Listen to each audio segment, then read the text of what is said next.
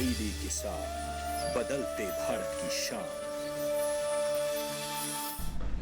और भारत सरकार ने नई शिक्षा नीति लागू कर कृषि क्षेत्र में युवाओं के लिए कौशल दक्षता से आत्मनिर्भर बनने के विकल्प तैयार किए हैं। नई शिक्षा नीति में प्राकृतिक कृषि को बढ़ावा देने के साथ साथ कृषि शिक्षा के पाठ्यक्रम में किस तरह का बदलाव आया है, इस विषय पर हमारे संवाददाता ओपी यादव ने बात की भारतीय कृषि अनुसंधान परिषद के सहायक महानिदेशक शिक्षा डॉक्टर PS पांडे से। हमारे साथ मौजूद है भारतीय कृषि अनुसंधान परिषद के सहायक महानिदेशक डॉक्टर PS पांडे। सर, जिस तरह प्रधानमंत्री जी ने कृषि शिक्षा में गुणात्मक सुधार के लिए नई शिक्षा नीति में भी बदलाव किए हैं, किस तरह देखते हैं नई शिक्षा नीति कृषि के संदर्भ में?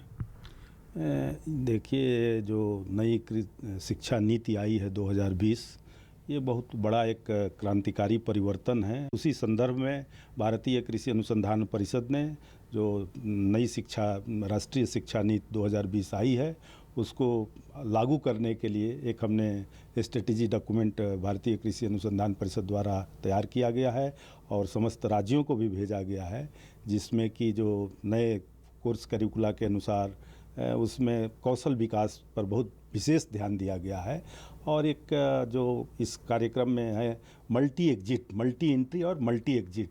मल्टी एंट्री यानी कि विद्यार्थी कभी भी उसमें जो है ना 1 साल के बाद, 2 साल के बाद, 3 साल के बाद छोड़ सकता है और वो बाहर से भी आ सकते हैं, जो कि ये सब सुविधाएं पहले नहीं हुआ करती थी।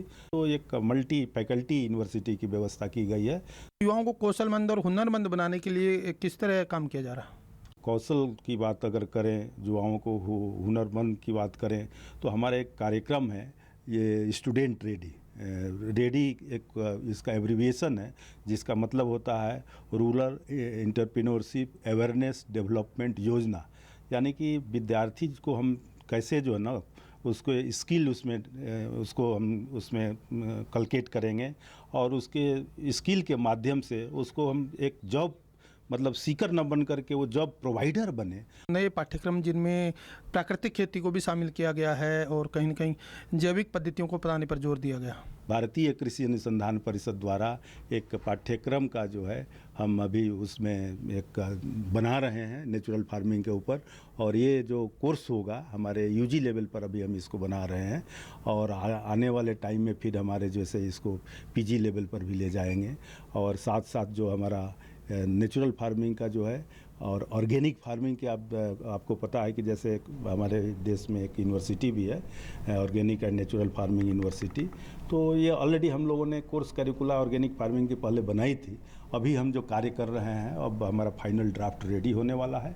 तो ये थे भारतीय कृषि अनुसंधान परिषद के सहायक महानिदेशक डॉक्टर PS पांडे, जिनका मानना है कि भारत सरकार द्वारा लागू की गई नई शिक्षा नीति को कृषि क्षेत्र में न केवल तेजी से लागू किया जा रहा है, बल्कि युवाओं को व्यावहारिक ज्ञान देने के लिए, हुनरमंद बनाने के लिए, कौशल युक्त शिक्षा देने के लिए शिक्षा के पाठ्यक्रमों में बदलाव भी किया जा रहा है। मेरे सहयोगी कैमरामैन भीम सिंह के साथ में OP Yadav, DD news, Delhi. DD किसान, बदलते भारत की शान।